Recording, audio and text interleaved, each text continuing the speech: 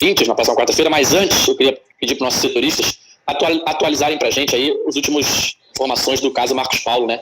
Tá tudo lá no GE. Globo, mas essa situação já é dada como perdida nas Laranjeiras, né?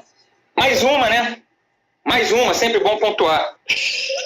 Fica aí o desabafo do torcedor do Golô.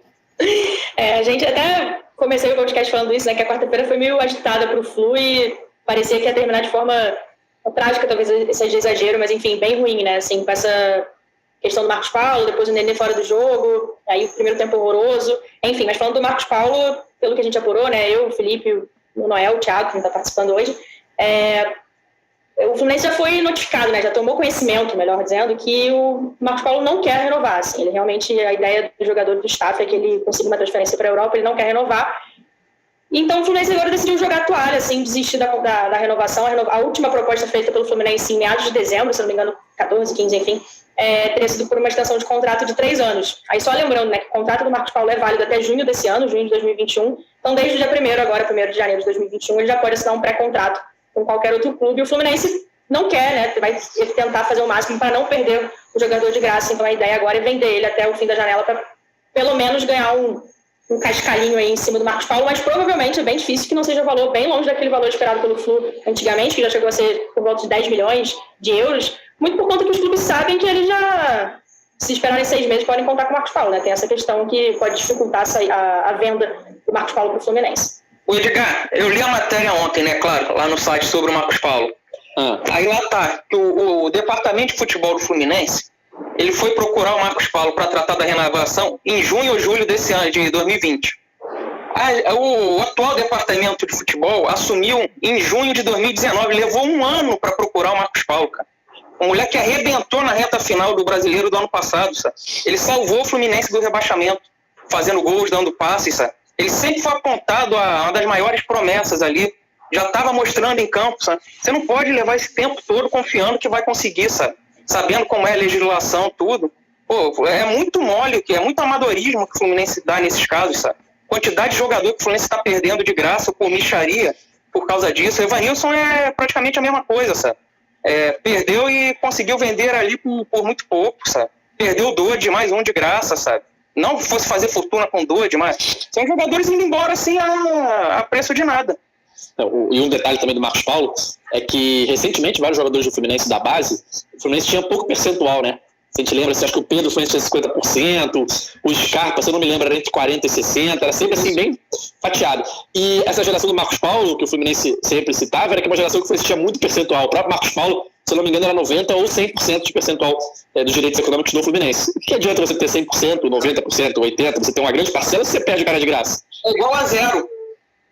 Não adianta. Essa questão do Marcos Paulo realmente acaba com uma frustração muito grande, não só para a torcida do Fluminense, quanto para o próprio clube, né? Que, como o Cauê disse, o Marcos Paulo sempre foi uma sensação da base, sempre foi tratado como uma joia da geração dele e vai sair, pode sair, né? De graça, né? Sem o Fluminense ganhar nada, ou numa venda agora às pressas, com o Fluminense ganhando muito pouco.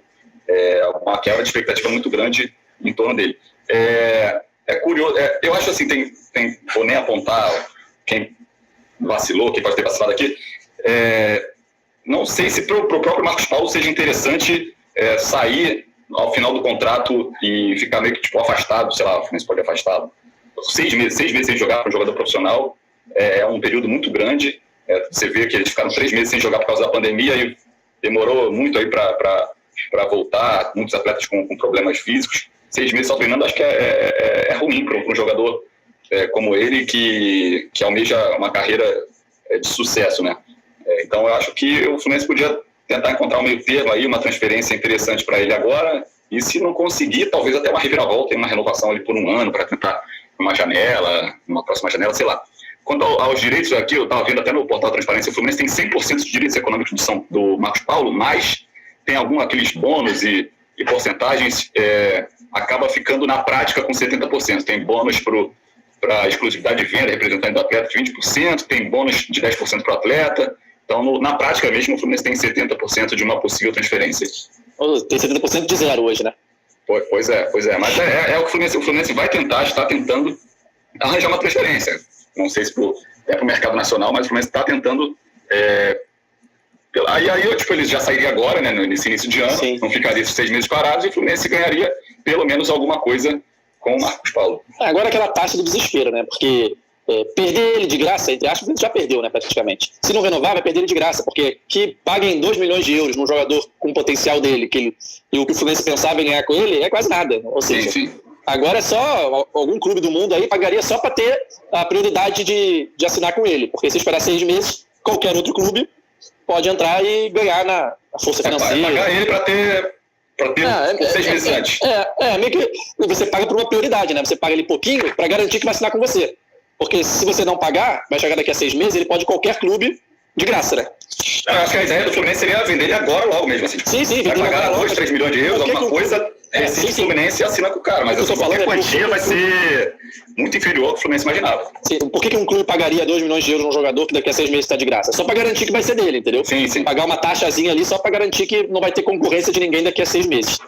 Enfim, mais uma situação aí que o Fluminense conduziu de uma forma bem complicada.